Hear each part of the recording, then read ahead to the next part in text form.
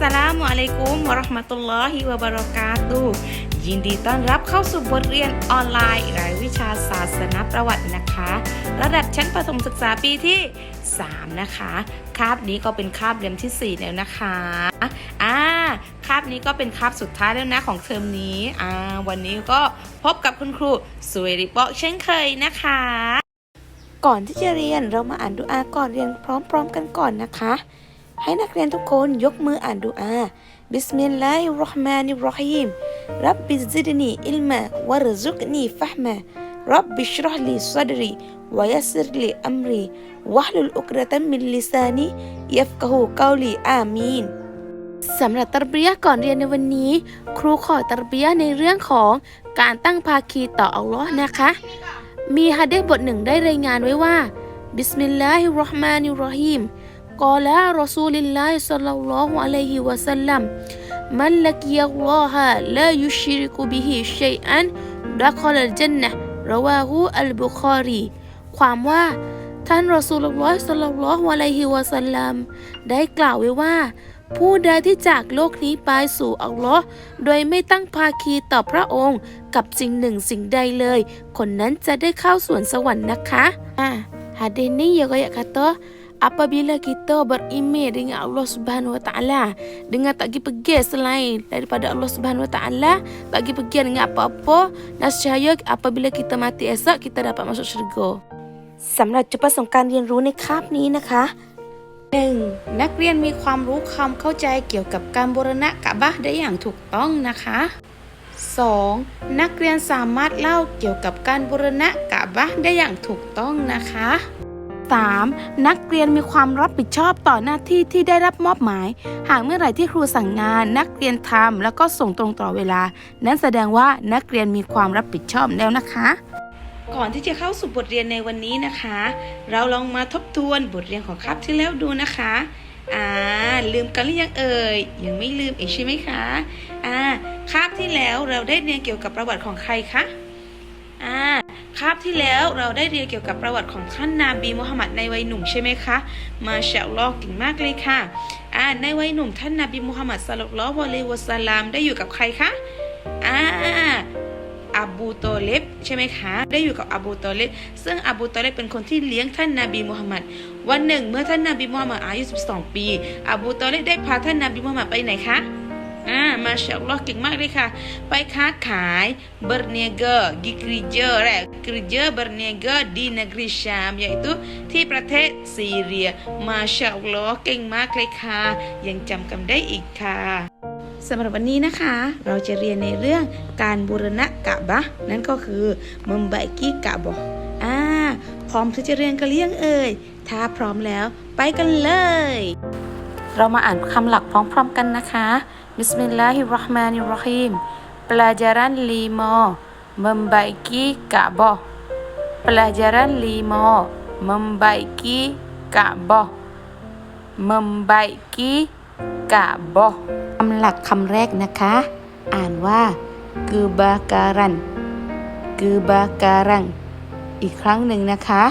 Kebakaran มาชาอัลลอฮ์เก่งมากเลยค่ะหมายถึงไฟไหม้นะคะคำต่อไป membaiki membaiki อีกครั้งหนึ่งนะคะ membaiki หมายถึงบูรณะค่ะคำต่อไปนะคะ mengakat mengakat อีกครั้งหนึ่งนะคะ mengakat หมายถึงผู้ยกนะคะคำสุดท้ายนะคะ hajarul aswad hajarul aswad อีกครั้งหนึ่งนะคะ hajarul aswad เก่งมากเลยค่ะ hajarul aswad หมายถึงหินดำนะคะเป็นไงกันบ้างคะหลังจากที่เราได้อ่านคำหลักแล้วพร้อมที่จะฟังประวัติของการบูรณะกะบะห์ได้หรือยังคะถ้าพร้อมแล้วไปกันเลย Kota Mekah pernah dilanda banjir bandang. Pada saat itu usia Muhammad 35 tahun. Ka'bah yang merupakan bangunan suci di Mekah turut terendam air bah. Bencana tersebut menyebabkan kerusakan parah pada dinding Ka'bah. Akhirnya terjadi kesepakatan untuk merenovasi Ka'bah. Sedangkan Muhammad berperan besar dalam peletakan Hajar Aswad. Muhammad dan Khadijah hidup dengan pergaulan yang baik dalam balutan kasih sayang. Setelah menikah dengan Khadijah, orang-orang Mekah semakin menghormati Muhammad. Namun tidak ada yang berubah. Beliau tetap rendah hati, suka menolong, tidak pernah menunjukkan kemarahan. Berbicara sedikit, dan apabila bergurau yang dikatakannya hanya kebenaran. Hal itulah yang membuat orang-orang di sekitarnya merasa senang sekaligus segan terhadap Muhammad. Tepatnya 5 tahun sebelum peristiwa kenabian, terjadi peristiwa langka di Mekah. Awan berwarna hitam tiba-tiba menumpahkan beban berat yang dikandungnya. Bukit-bukit di sekitar Mekah mengalirkan air hujan ke kota yang berada tepat di bawahnya. Tidak hanya rumah penduduk kota Mekah yang rusak akibat banjir, bangunan suci Ka'bah pun ikut terendam banjir. Beberapa pembesar Quraisy berdebat mengenai perbaikan Ka'bah. Muncul rasa khawatir ketika mengenang peristiwa penyerangan Ka'bah oleh pasukan Raja Abraha. Kita tidak bisa tinggal diam melihat bangunan suci kota ini terendam banjir. Tapi aku takut jika pemilik Ka'bah marah kepada kita, seperti peristiwa naas yang menimpa Abrahah dan pasukannya. Wahai saudaraku, tujuan utama kita adalah memperbaiki Ka'bah, bukan untuk menghancurkannya seperti yang dilakukan Abrahah kala itu. Ya, benar apa yang engkau katakan. Bangunan Ka'bah harus segera diperbaiki. Sebaiknya kita segera mencari orang yang mampu bertanggung jawab atas perbaikan tersebut. Beberapa saat setelah diskusi dilakukan, diputuskan bahwa Walid bin Mughirah yang akan bertanggung jawab. Mereka meminta untuk meninggikan bangunan Ka'bah yang tingginya 9 hasta sejak pembangunan di masa Nabi Ismail. Kami ingin bangunan Ka'bah ditinggikan dan diberi atap agar tidak ada pencuri yang datang mengambil barang-barang berharga di dalamnya. Selain itu, kami tidak menerima bantuan bahan-bahan bangunan untuk perbaikan Ka'bah dari dana yang kotor, seperti hasil pelacuran, keuntungan dari sistem riba, maupun perampasan harta. Semoga engkau teliti sebelum menggunakannya. Baik, akan aku laksanakan sesuai perintah kalian. Walid menyanggupi permintaan para pembesar Mekah dan mulai menyusun rencana renovasi Ka'bah. Bertepatan dengan bencana banjir ini, tersiar berita bahwa telah ditemukan sebuah kapal Romawi yang terdampar di Laut Merah, tepatnya di dekat pelabuhan Syuaibah. Wahai saudaraku, tugas pertamamu adalah mencari siapa pemilik kapal Romawi itu dan membeli kapalnya. Kita membutuhkan banyak kayu untuk pondasi Ka'bah. Serahkan padaku, aku akan mengatasi masalah ini. Setelah bertemu dengan pemilik kapal, Walid bin Mughirah bernegosiasi dengannya. Pemilik kapal bernama Bakum. Ia adalah seorang penganut Nasrani yang berasal dari Mesir. Bakum kemudian dikontrak menjadi ahli kayu. Pada awalnya, anak buah Walid tidak berani menyentuh bangunan Ka'bah. Namun pemimpin mereka, Walid bin Mughirah, mengatakan sesuatu yang melegakan. Kita mulai perombakannya dari bangunan sebelah selatan. Setelah itu kita tunggu sampai esok hari. Apabila tidak ada hal buruk yang terjadi, maka kita lanjutkan tugas mulia ini sampai selesai. Ya, kami setuju. Perombakan Ka'bah ini merupakan perbaikan dari hasil kerja keras Nabi Ibrahim alaihi salam dan Nabi Ismail alaihi salam.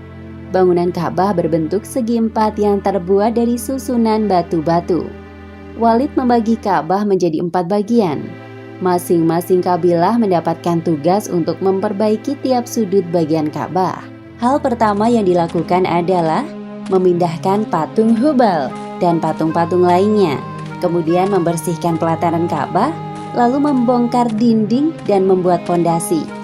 Pondasi Ka'bah berasal dari batu-batu granit biru yang diambil dari bukit di sekitar Mekah.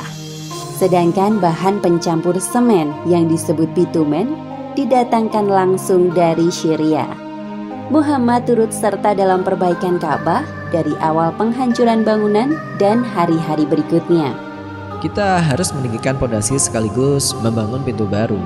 Setelah itu, kita bangun atap Ka'bah agar barang-barang berharga di dalamnya tidak dicuri orang. Baik, kami akan mengerjakan sesuai perintahmu. Pembangunan dan perombakan Ka'bah hampir selesai setelah dinding Ka'bah tingginya mencapai 15 hasta. Kemudian dipasang atap yang disangga dengan 6 tiang. Selain itu, dibangun pintu dan tempat peletakan Hajar Aswad. Kini tiba saatnya bagian peletakan batu hitam atau biasa disebut Hajar Aswad di sudut timur. Pada saat inilah terjadi perselisihan antar kabilah. Masing-masing kabilah merasa lebih berhak meletakkan Hajar Aswad pada tempatnya semula dibanding kabilah lainnya. Perselisihan ini terjadi hingga 4 hari tanpa ada keputusan. Sampai akhirnya muncul seorang tua bernama Abu Umayyah bin Al-Mughirah menawarkan jalan keluar. Beliau adalah sosok tetua yang dihormati di kalangan pembesar Mekah. Wahai saudara-saudaraku, hentikan perdebatan kalian. Serahkan keputusan kalian kepada orang yang pertama kali masuk lewat pintu Safa. Orang-orang setuju dengan usulan Abu Umayyah. Mereka pun menanti siapa yang kira-kira datang pertama kali. Rasa penasaran tersemat di dada masing-masing kabilah. Lihat, ada seseorang yang datang. Benarkah? Mari kita lihat siapa itu. Oh, dia Muhammad, pemuda Al-Amin. Kami rela dengan keputusannya. Dia yang terbaik. Orang-orang Quraisy bersorak lega, sekaligus gembira melihat kedatangan Muhammad. Sedangkan Muhammad bingung dengan penyambutan yang dilakukan oleh para kabilah. Apa yang terjadi sebenarnya? Mereka lalu menceritakan tentang permasalahan yang terjadi. Sebelum membuat keputusan, Muhammad berdoa dalam hati agar tidak salah langkah. Beliau juga tidak menginginkan pertikaian ini berlarut-larut terjadi. Tolong, ambilkan aku sehelai kain. Baik, tunggu sebentar. Orang-orang penasaran dengan apa yang akan diperbuat Muhammad. Setelah kain dalam genggaman, beliau menghamparkannya ke tanah. Kemudian beliau meletakkan Hajar Aswad di tengah-tengah kain. Untuk setiap pemimpin dari masing-masing kabilah, dipersilahkan untuk memegang ujung kain ini.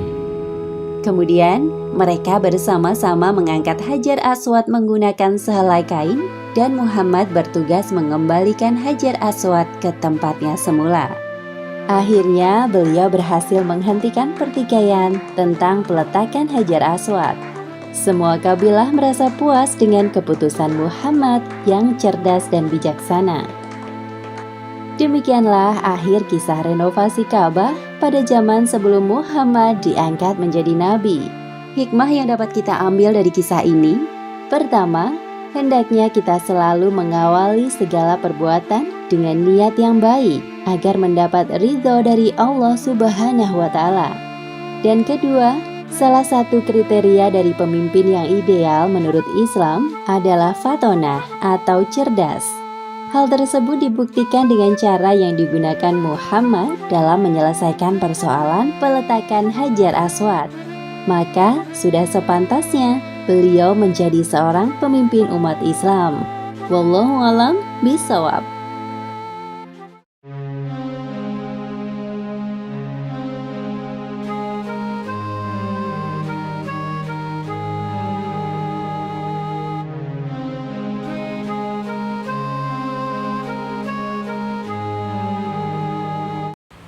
สำหรับการบ้านในคาบนี้นะคะ ให้นักเรียนทำแบบฝึกหัดบทที่ 5 หน้า 139 นะคะทำการบ้านเสร็จแล้วอย่าลืมส่งให้คุณครูด้วยนะคะ ครูรออยู่นะสำหรับคาบนี้ครูก็ขอจบเพียงแค่นี้ก่อนนะคะวะอะลัยกุมุสสลามวะเราะห์มะตุลลอฮิวะบะเราะกาตุฮ์